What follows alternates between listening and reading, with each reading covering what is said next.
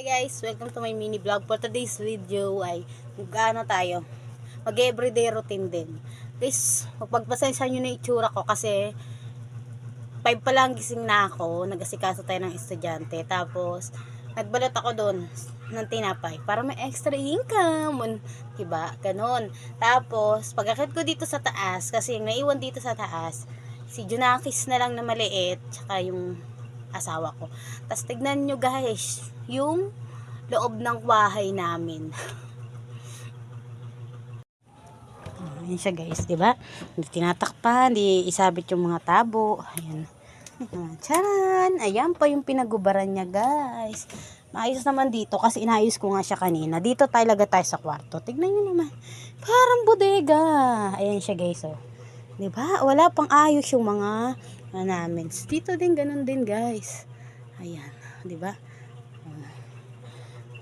Ay, isang pasok ng Junakis kong maliit is 10:15. Ngayon ng oras ay 8:17 na guys.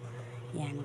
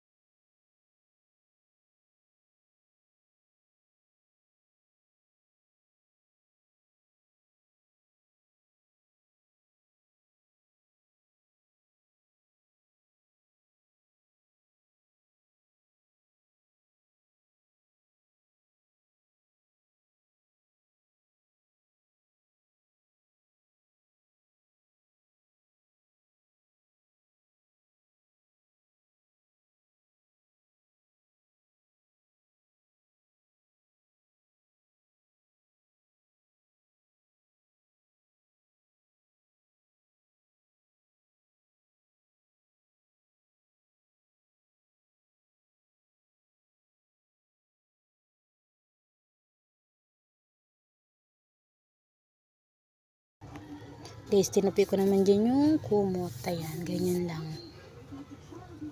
Ayan, sunod yun sa pinaman natin. Guys, pasensyahan nyo na ha, kasi wala naman talaga ako maraming pangsapin sa higaan. Dadalawa lang yan, promise. Ano namin, yung pangsapin sa higaan. Kaya sasabihin nyo, pero guys, pinapayatan ko yan weekly. Nilalab siya. Ngayong week yan, next week iba naman. Ganun. For the go. Sayang guys, ninalisan ko lang pala dyan yung lalagyan ng foam. Syempre yung pagtatayuan ng foam. So yan, di ba? Ang daming kalat. Diyos kumiyo, ano bang nangyari? Diba? Kasi ilang araw nga akong hindi nakapaglinis dyan at hindi ko rin natupi yung hinigaan dyan guys. Kasi nga, may sakit nga si Jusawa ko. Ayan. Tapos ayan yung mga laruan pa ng Junakis ko sa mga gilid-gilid.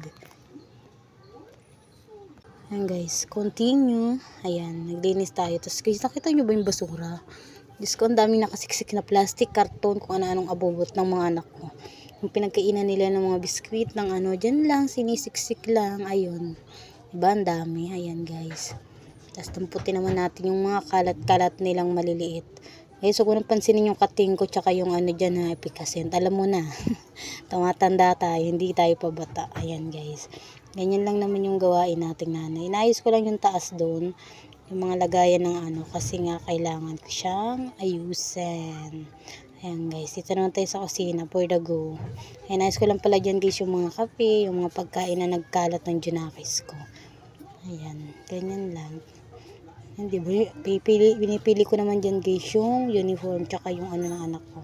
Tapos yung mahugasan na nilagay ko sa lamesa. Ayan. Ganyan lang siya guys.